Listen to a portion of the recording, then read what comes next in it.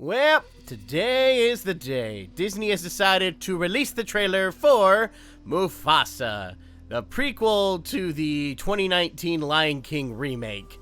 And as an insane fanboy of all things Lion King, it is my duty to now make a video talking about it. But before I talk about the trailer, I think it's important to let you guys know where I stand with the 2019 remake.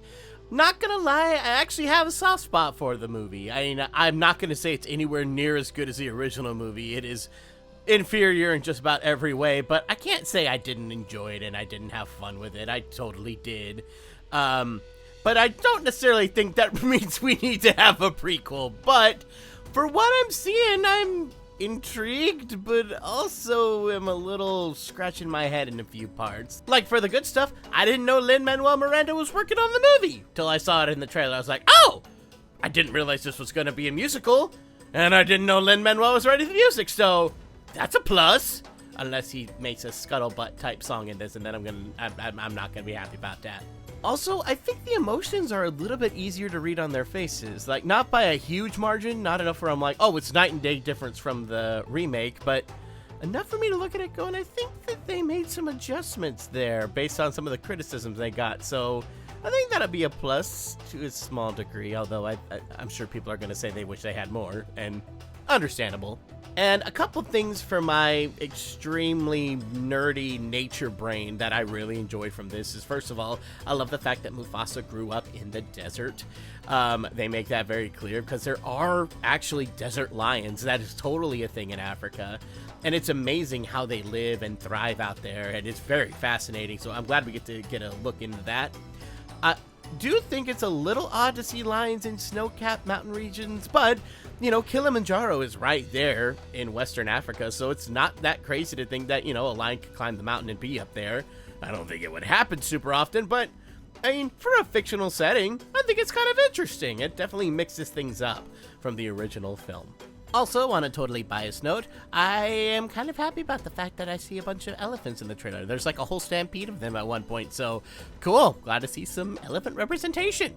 But on the notes that make me a little more concerned, there were a few things.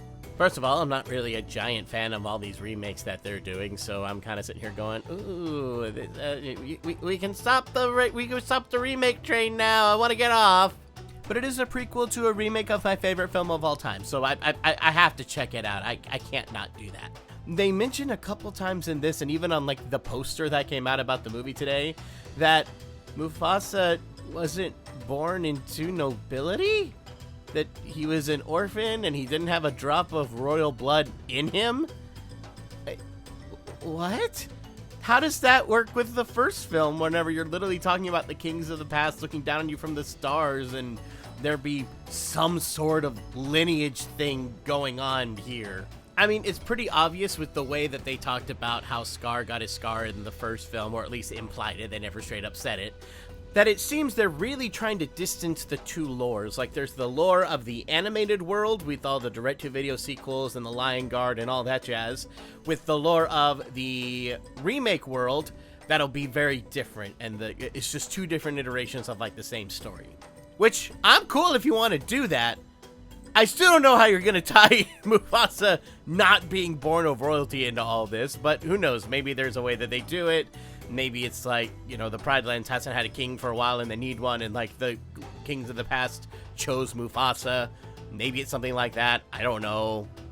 And another thing that kind of got me concerned is we see Timon and Pumba in the trailer.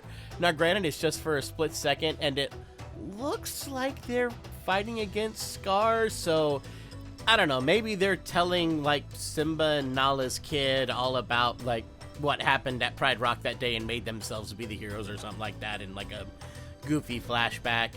Which, yeah, they might be using that as a framing device for the whole film, because we do know that adult Simba and adult Nala will be in this movie as well, because Donald Glover and Beyonce are on the slate to come back, so they'll be in the movie in some regard. So overall, I just feel really mixed right now. Like, my Lion King fanboy side is like, more Lion King, yes! The other part of me is like, but I haven't enjoyed most Disney stuff that's come out recently, and I don't know how I'm gonna feel about this, so I don't know. I'm gonna check it out no matter what happens, and I just really hope I have fun with it like I have everything Lion King that's ever existed. So I'm going in a little more optimistic just because of my biased love of the Lion King. So let me know in the comments, what do you guys think? Are you guys excited? Are you not excited? Let me know, and I'll see you guys in the next one. Bye!